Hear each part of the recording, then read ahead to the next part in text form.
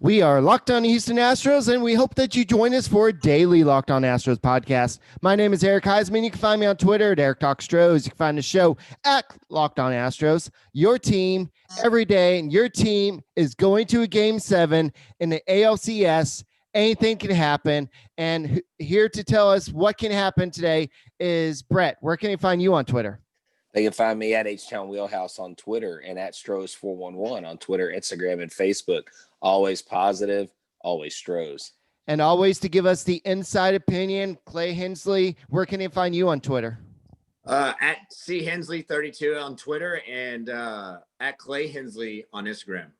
Okay, so obviously the Astros won, but before we talk about that, let's go ahead and just remind y'all, how do y'all listen to Locked On Astros podcast? You can go listen at Google, Apple Podcasts, and Spotify. And when you get in your car, tell your smart device to play podcast, Locked On Astros. So I know the Astros got the W today, and I know that the offense kind of came alive late, but one of the biggest storyline of the game was what happened between Diaz and Framber Valdez. As a pitcher with the 3-2 count, what was Diaz upset about? Was he upset the fact that he didn't challenge him, or the fact that he threw him a curveball 3-2?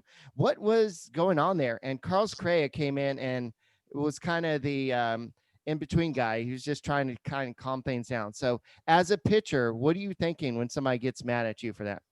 They just had his number is all it boils down to. Yeah, they were getting upset because Valdez has, just been dominating this entire series. But not only that, this game, so much on the line, and that AB, he's working him to a full count. And look, you got him in a check swing on that, and Tampa had scored a run. They wanted to add on to it. And he goes, 3-2 curveball, and he's thinking he should go at him. But it's just a passion moment. This is a big game, obviously. In that particular instance, I just think that he was just kind of fired up. They're both kind of fired up. And more so, I think it's probably the frustration that Tampa Bay was feeling throughout the day, just with Valdez carving them up, And then the nice thing about it, though, is Correa, like you said, did come out there and speak to him. But, you think about leaders on the field, and a lot of them are, you think about your center fielder and whatnot. But Correa is that leader, and he happens to be in the infield. So he just went out there and basically settled them down and said, look, let them be mad. Let them be pissed off. Keep doing your thing. They're mad because they can't touch you tonight. And that's exactly what he did. He settled down, got him to roll over, and they got the double play. And you could see Diaz tried to take him out at second, but he still made the play, and you got a little fist pump by Correa. It just shows the unit, the unity that this team has, and that they're firing all cylinders right now. When they go back and they come back after down 3 games, I said it when they won that game, we're going to end up Houston's going to end up pulling it out. Yeah, this game was absolutely unbelievable. That was a huge momentum shifter. And I know that the Astros had already had a lead, had some runs. I think Diaz too. I think he was upset and offended, but I think he was trying to light a fire under his team. Sometimes players, and I'm sure Clay, you've experienced this at the high level. You have guys in the dugout who they're like, okay, we need a spark.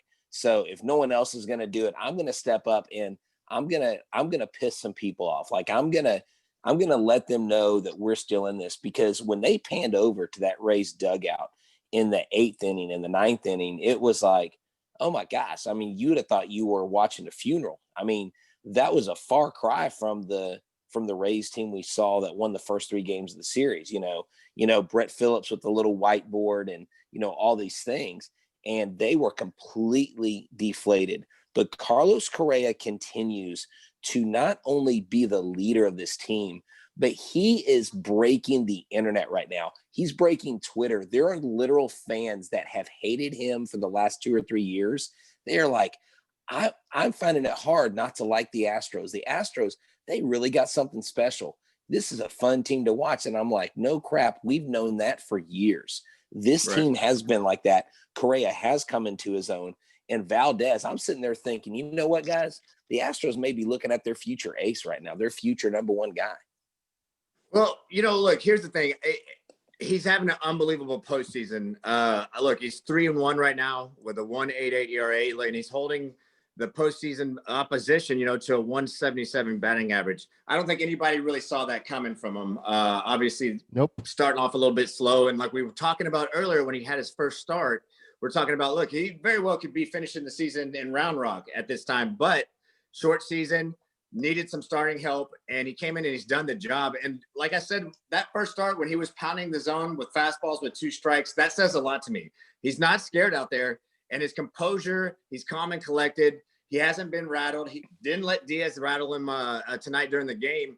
It's one of those things that I think that going into next season is probably a little bit too early to talk about, like, if this is going to be one of your frontline starters. He's definitely given himself an opportunity to be, 1 through 3 coming into next season. But right now, they're not even thinking about that. Valdez isn't even thinking about that. They're thinking about tomorrow.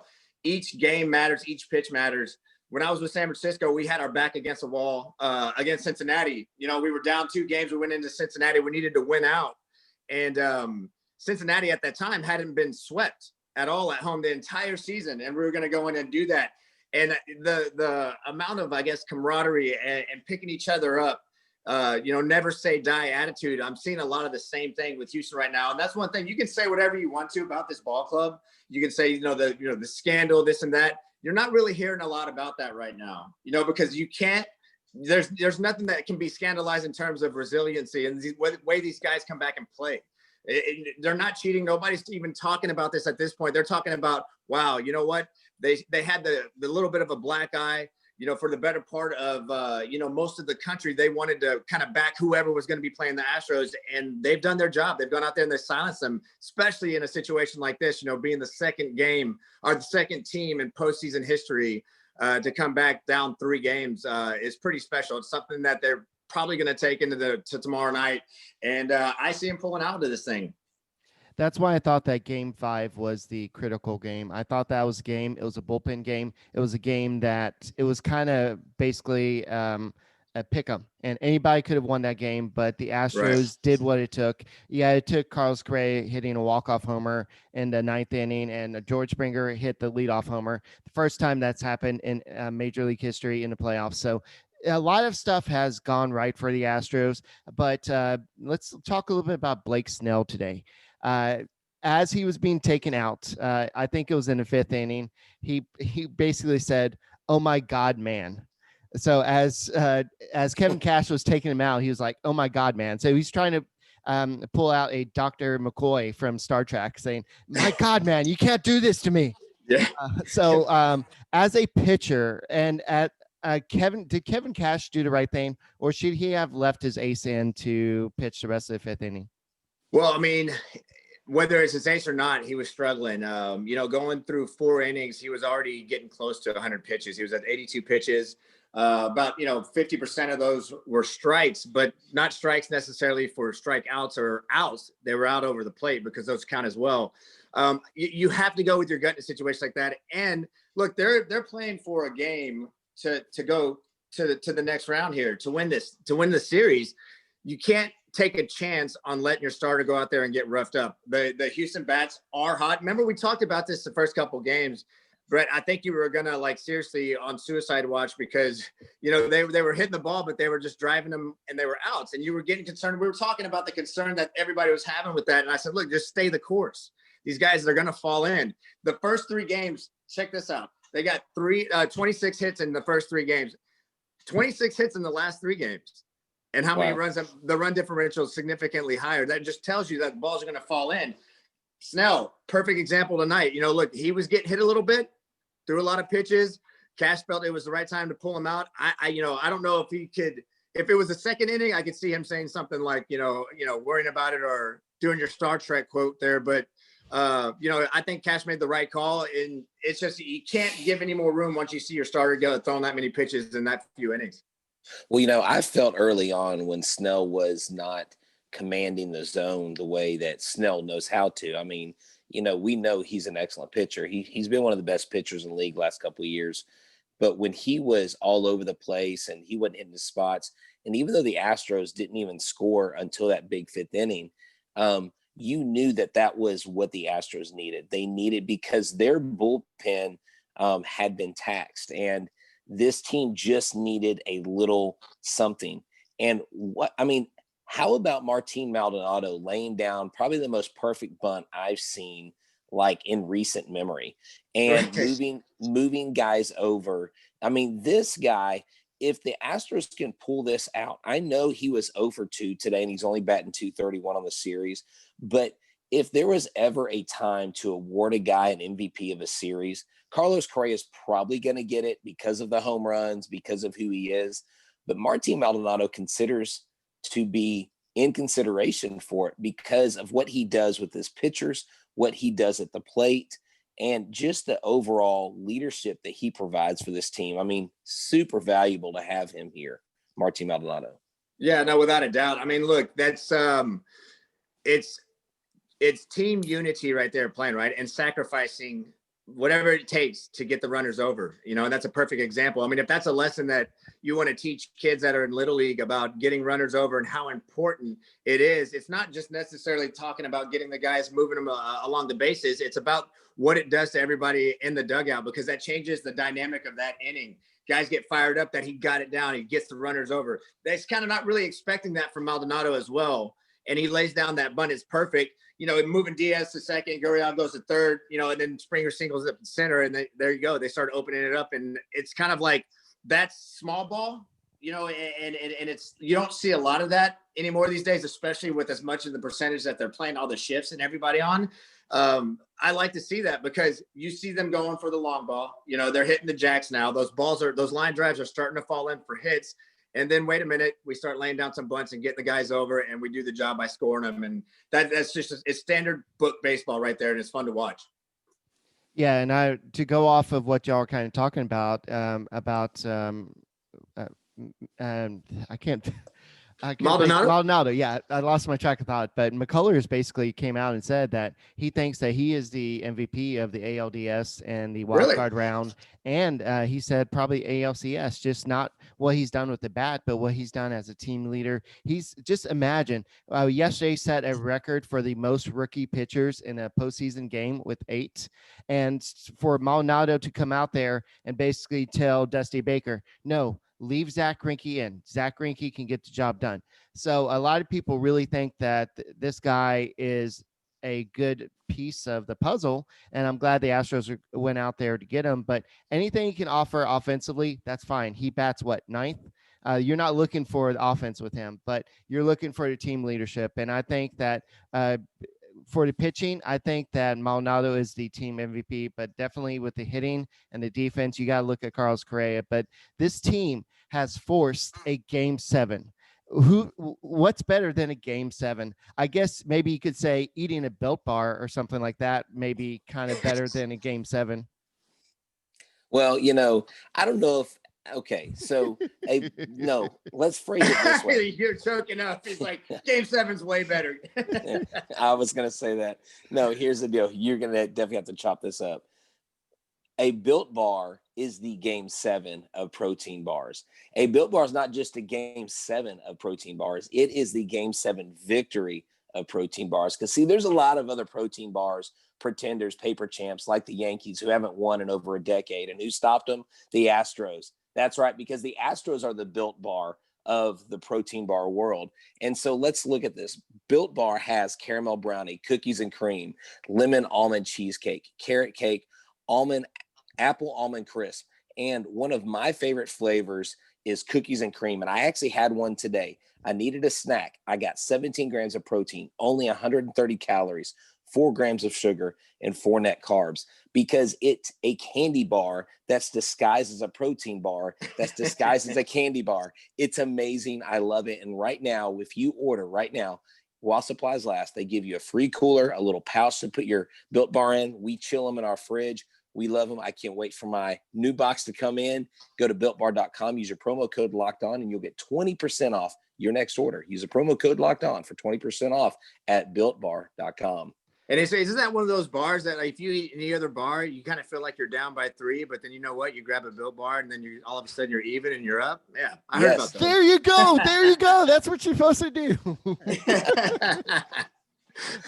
Anyway, speaking of building yourself up, I don't know if y'all saw that the fact that the Flying Saucer, which is a bar in Houston, they have these piñatas that are made out of Mike Fires and then John Boy. And it's like it's you can actually buy this. And I was like, well, can you put a whole bunch of rats in there so when you hit it, a bunch I of got a rats? question real quick. Is that flying saucer? Is that a chain? Do they have those around? They have those in various cities, right? I'm not really sure. I know that's popular in Houston.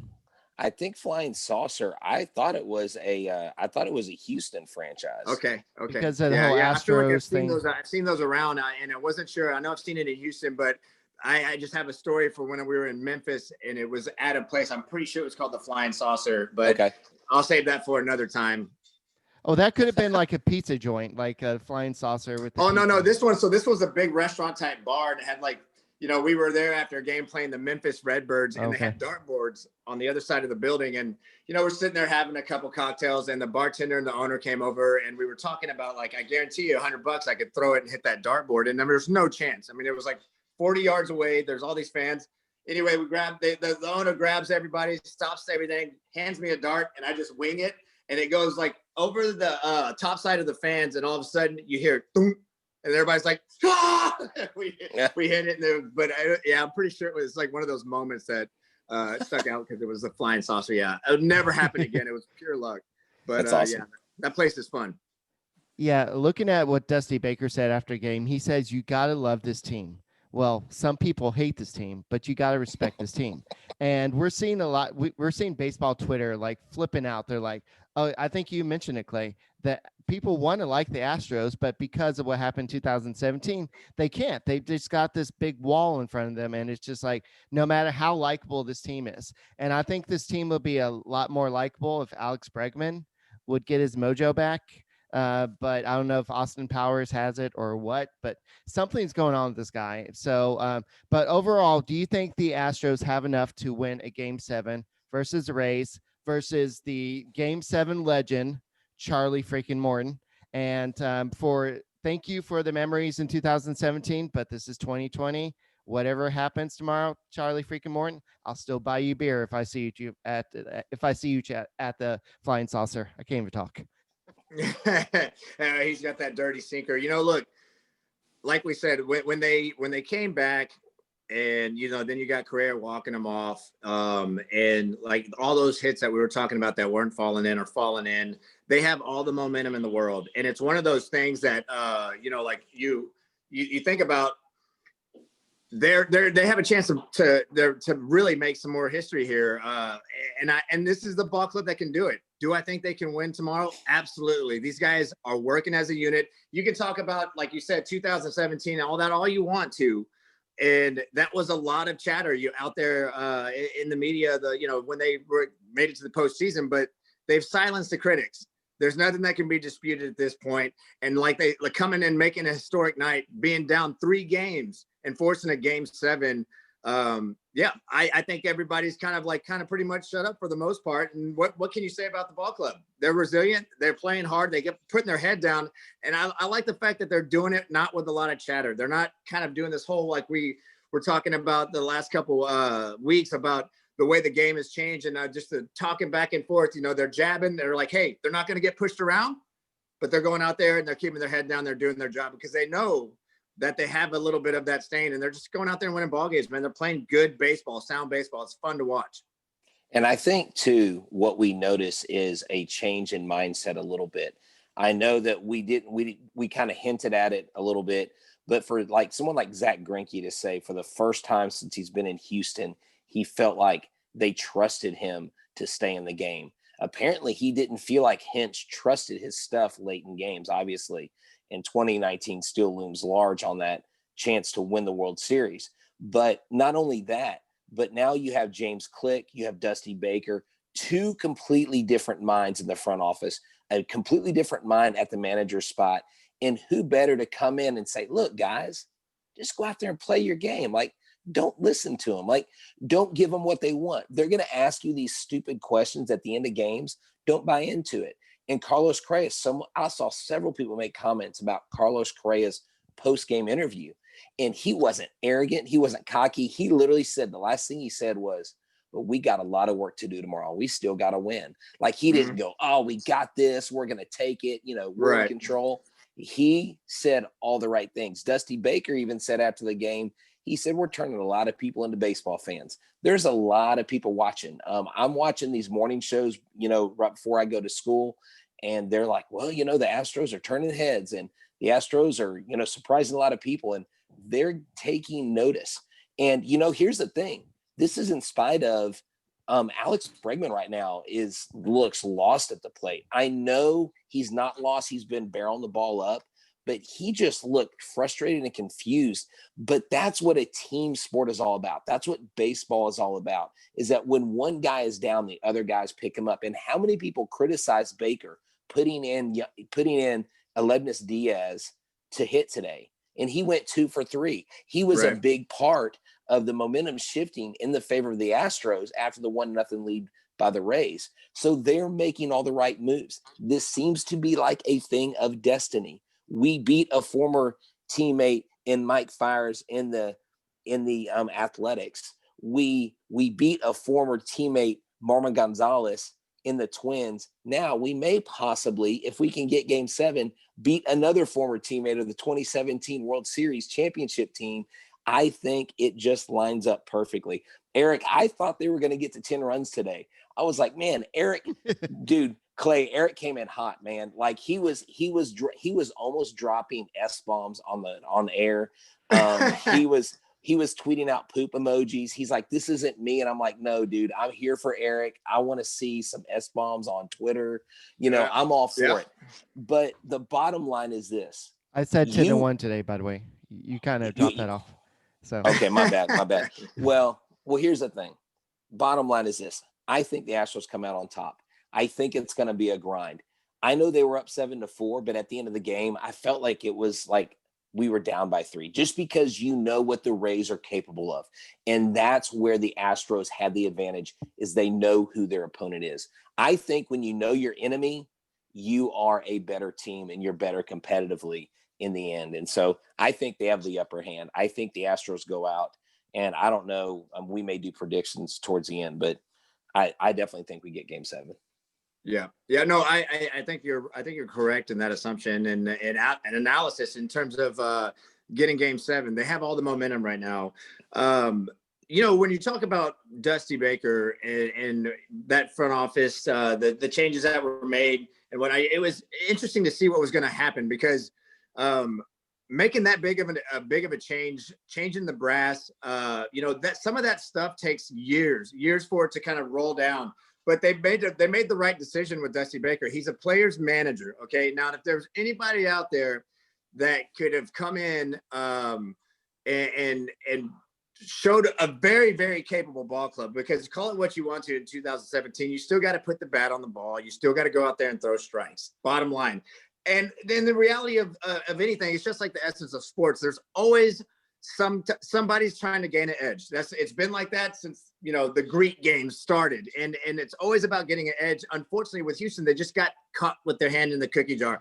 I'm not going to say other teams are doing it, but I'm not going to also say they're not trying either. They just got caught, and it was unfortunate. And Dusty Baker was able to come in and pretty much play damage control, and start to kind of like run traffic with these guys. Everybody bought into what he was saying. And like I said, man, you've heard the post-game interviews, you've heard the interviews, but just him talking, period. This guy's smooth, and he knows how to talk, and he's old school, and he's a player's manager. I would honestly say that tomorrow, the guys are going out there. They're not playing necessarily just to win for themselves as a team. These guys are trying to win it for Baker.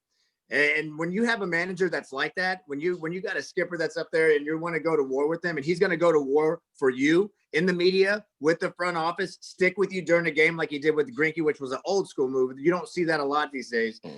That's what they go out and they do. They go out and they play behind. You play harder. Bochy was like that with San Francisco. It was like, if I felt terrible, it was like, you know what? I just wanted to lay it on the line for Skip. And that's exactly how they feel for Dusty. I had the opportunity to play for Dusty, and I know that the guys are out there. You want to talk about mindset, though? This is what it's about. It's like these guys, just like that, just like this, not dead, can't quit.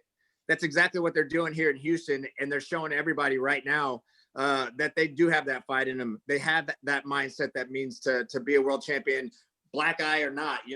It's all about like learning lessons, correct? You make a mistake. They made a mistake as a team in 2017.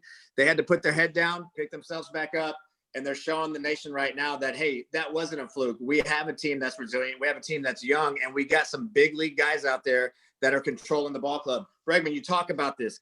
You're concerned about the on-field play, but what I see him being a leader because what he's not doing at the plate, he is still doing defensively, and he's doing it in the locker room. He was the guy that rounded up everybody. Let's watch the 2004 Boston Red Sox, and that motivated them. That's when the fire started lighting it up, and that's big. That's something that's an intangible that you're not going to see as a fan, but in the locker room, that speaks volumes, and it's probably one of the biggest reasons that they were able to turn this series around. And Carlos Gray, after the game, says, it doesn't matter if they don't win tomorrow's game. It means nothing. We've got to go out and win that game. And when he was asked about how the Rays feel after being up 3-0 and then being back in this position, being 3-3, they said, well, they probably, what do you say? They probably didn't want this to happen, but I'm sure they didn't want to be in this position when they went up. They were up 3-0, but here we are. Both teams are going to go out there and battle. And it's going to be one last team standing, and it's either going to be the Astros or the Braves. So I know a lot of people are like, not Astros or the Rays, and one of those teams will be facing the Braves or the Dodgers. Is there one particular team that you think, assuming that you think the Astros would match up better with, or do we just want the Dodgers to come back tonight? I think they're 2-1 last time I checked, but just to kind of extend the series, get them use some of their pitchers a little bit more, or is there a team that you think the Astros match up better against? Both ball clubs over there, are pretty legit ball clubs. I would honestly say that I think that Atlanta's going to end up sneaking this one out. They have a lot of similarities to what Houston is, with a lot of youth, and a lot of guys out there that are playing with a lot of passion. I mean, with Kershaw still not really being able to get it done in the postseason, it doesn't feel like that big of a threat on this side of the table, right? But being there on the field, guys like that, that any given night, whether they've had a tough postseason career or even tough postseason series, that there's still major threats out there on the mound. The offense has lit up for Atlanta, but it's also done the same at times sporadically for LA. LA feels to me like they're limping into this thing, and they're I don't really feel like they're out there putting people away. They're not driving the ball like you see Atlanta doing. I think Atlanta's probably going to win that, and I think it's going to be a Houston-Atlanta World Series. It's kind of what I'm envisioning, but they still got to get through tomorrow. Yeah. They're not even really thinking about that series. They're thinking about the potential. They'll probably be thinking about it after they get a W tomorrow, because I think that momentum is going to keep carrying into tomorrow's game. Tampa's got everything to lose tomorrow, and all the pressures on that ball club. I think you can see the Houston Astros as they're playing defensively, what they're doing when they get that third out, getting the double plays when they're supposed to after a guy gets walked with Diaz. Everything is just sound. It's all starting to match up, and like I said from the beginning of this series, they just stayed the course. They kept driving the ball. They didn't really change much of anything. Just things were falling in. They were still continuing to hit the home runs. And like I said, they split the same amount of hits first 3 games and the last 3 games with 26. 5 runs coming off those first 3 games and 15 runs the last 3. And just driving the ball, same amount of hits. So I think that the pitching has picked it up tremendously. I think the bullpen, young bullpen, coming into a series like this, being down 3 and showing the poise that they have, it's a lot. It says a lot about the character of this ball club, and it says a lot about Dusty Baker and the guys like Bregman that aren't doing it on the field. They're still doing it off the field and playing an impact, and that's how championships are won. Yeah, Dusty Baker before the game was being interviewed by, I believe, Steve Sparks on the radio, and they asked Dusty Baker, like, how do you keep these guys motivated? How do you keep focus? Or, what is your focus going into the game? Are you feeling more comfortable that you won these 2 games? And he said, no. He goes, the pressure's still on us. And he said, these guys are used to pressure. They actually thrive off of pressure. Right. And so when they were talking about it back and forth, Robert Ford and Steve Sparks, they were saying, Dusty Baker knows to keep applying the pressure because he's seen when they're backed into a corner what they have the ability to do. And not every team has the ability to do that. To me, that's what separates great athletes from good athletes. And I've mentioned this before. And you know, the great athletes are the ones that can get past their mistakes, that can get past the discouragement. In the Astros, don't just have one person or two. They have a plethora. They have more players on this team that have resiliency than I've got fingers on both hands. And that is what is key. And I think that's what carries them into the World Series, winning this game 7. But don't be fooled by the Rays, because the Rays are going to come out scrapping tomorrow. The Rays are going to come out, you know, they don't want to be embarrassed. No, they don't. I mean, well, you know, hey, look, on that though, like real quick, the embarrassment of it. I mean, they would probably have more of an ego that would be crushed, but you can't be embarrassed of the play. This has just been some solid baseball all the way around from both ball clubs. And I got to say, for maybe probably one of the better series that I've seen, except for when we were, you know, towing it up ourselves. It's been a lot of fun to watch, and I don't think anybody's going to take this lightly at all tomorrow. Yeah, definitely. All right. So we got about 5 minutes left. So let's go and do our predictions for tomorrow's game. I think I predicted 10-1 yesterday. I thought it was going to happen. And I'm pretty sure I said Kyle Tucker was going to hit a homer, but I don't really remember. You did call Kyle Tucker's home run. Okay. So, but I think that overall, I think tomorrow's going to be a much closer game. I think it's going to be not necessarily pitcher's duel, but it's going to be something like a 5-4 or 4-3 victory for the Houston Astros, something like that. Okay. I think it's going to be 5-4 Astros. I think it's going to be a close game.